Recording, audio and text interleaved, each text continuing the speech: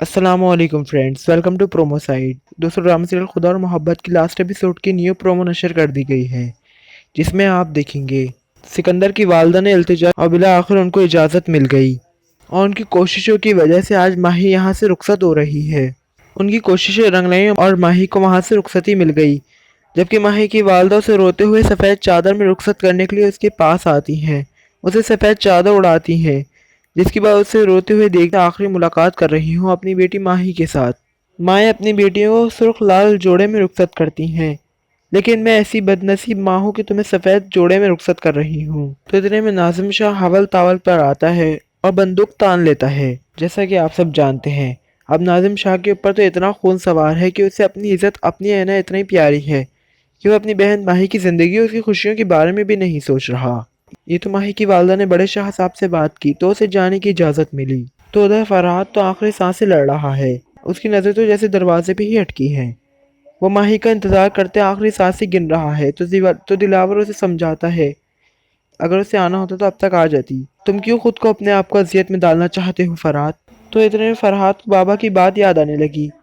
इश्क में मोहब्बत मिल जाए तो 100 बिस्मिल्लाह, और अगर मोहब्बत ना मिले तो दाग जिंदगी भर रह जाते हैं। अभी कुछ ही देर के बाद फरहाद की दुआ भी कबूल हो जाती है, उसकी मोहब्बत रंग लाती है।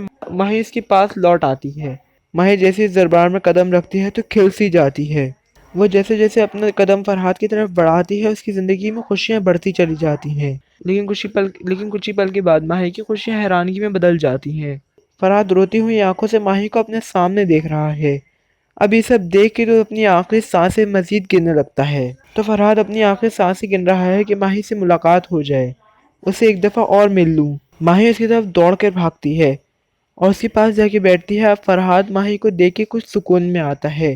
खैर दोस्तों, अगर इस ड्रामे के प्रेडिक्शन के बारे में बात करें तो हमारी प्रेडिक्शन तो यही है कि इस ड्रामे के एंड में माही और फरहाद दोनों मर जाएंगे, और जबकि उनके घर वालों को इस बात की काफ़ी अफसोस होगा।